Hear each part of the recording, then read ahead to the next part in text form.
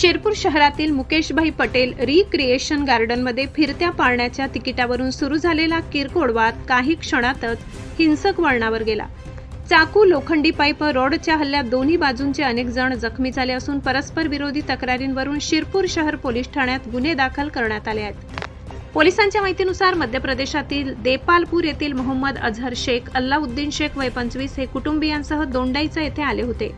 परतीच्या प्रवासात त्यांनी रिक्रिएशन गार्डनला भेट दिली। फिरत्या पाळण्याच्या तिकिटावरून कर्मचाऱ्यासोबत शाब्दिक वाद झाला।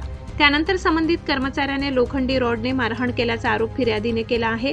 पुढे गार्डन बाहेर बाळा उर्फ यशोदीप पाटील व त्याच्यासोबत 15 ते 20 जणांनी चाकू आणि लोखंडी रॉडने हल्ला केल्याचा आरोपही करण्यात आलाय।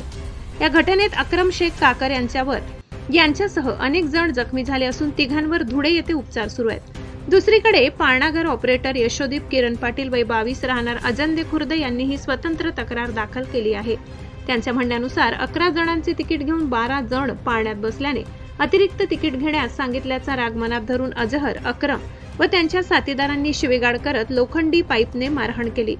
तसेच अक्रमने चाकूने गळ्यावर वार करण्याचा प्रयत्न केल्याचाही आरोप तक्रारीत करण्यात आलाय। गंभीर जखमी झालेल्या यशोदीप यांच्यावर धुळे येथील हिरे वैद्यकीय महाविद्यालयात उपचार सुरू आहेत।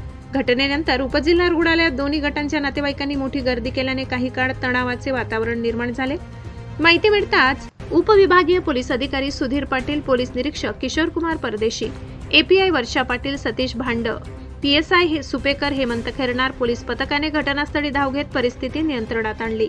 या प्रकरणी दोन्ही पक्षांच्या तक्रारींवरून परस्पर विरोधी गुन्हे दाखल करण्यात आले असून नेमका घटनाक्रम, हल्ल्याची जबाबदारी आणि प्रत्यक्ष कारणांचा शिरपूर शहर पोलिसांकडून सखोल तपास सुरू आहे। माझा खानदेश न्यूज ब्युरो, शिरपूर।